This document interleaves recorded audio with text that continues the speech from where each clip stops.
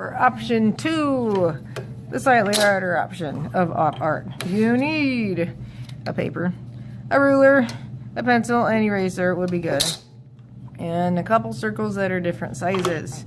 Your first task, besides putting your name on your paper, is take your circle, or 2 circles, and trace them on your page.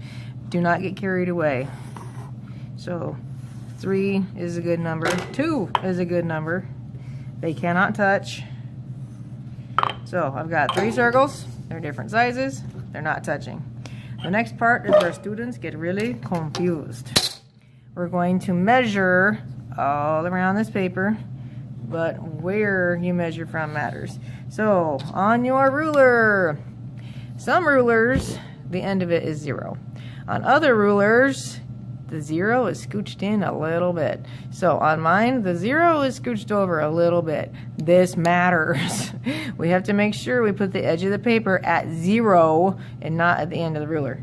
So I'm putting it at the 0 mark, and then when I hit 1/2 inch, I make a mark. 1 inch, 1/2 inch, 2, 1/2 inch, 3, 1/2 inch, 4, 1/2 inch, 5, 1/2 inch, 6, and so on.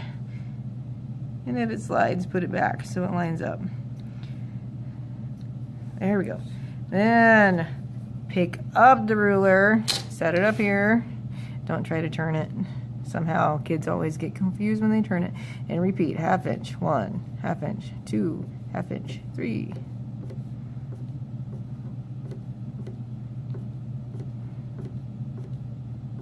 All right, and the sides.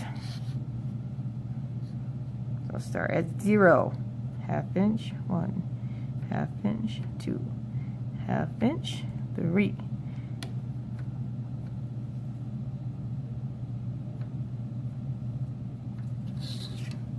And pick it up, and other side.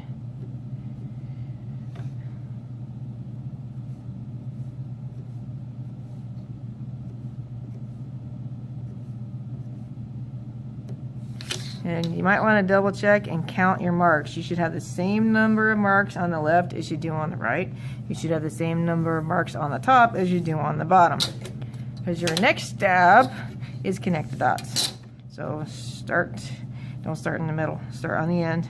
Find top dot, bottom dot, and connect the 2. If there's a circle in the way, bump and jump over it.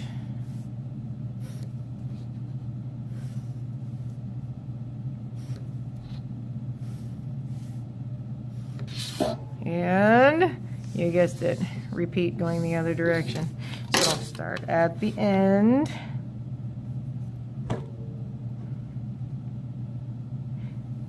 Connect your dots, bump and jump over your circles.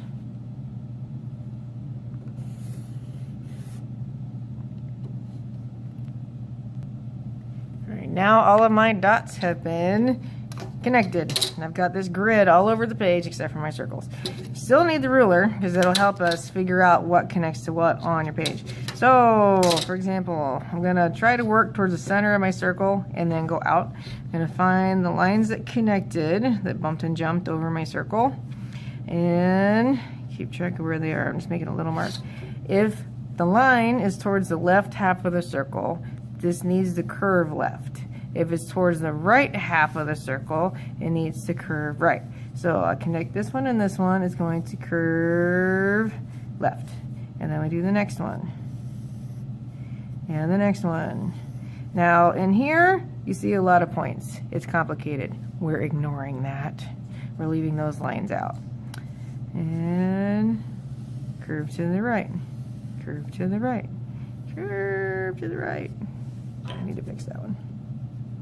Didn't curve as much as I wanted. And that's as far as that goes.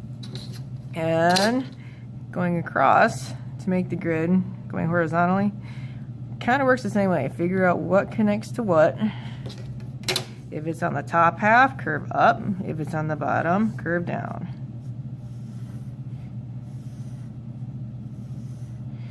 And when it gets awkward, don't draw anything there. I missed. There, all better. One circle done. And repeat with the others. Little circles tend to throw people off because they're so small. They're just going to have less lines than everything else. So I'll connect these. And if it's easier to turn your paper, you can. And these. I'm going to put a line that curves down. And that's all that little guy gets, because those are the only lines that are going through it. And when you're this far, then you stop for the day, and we'll add the color next time.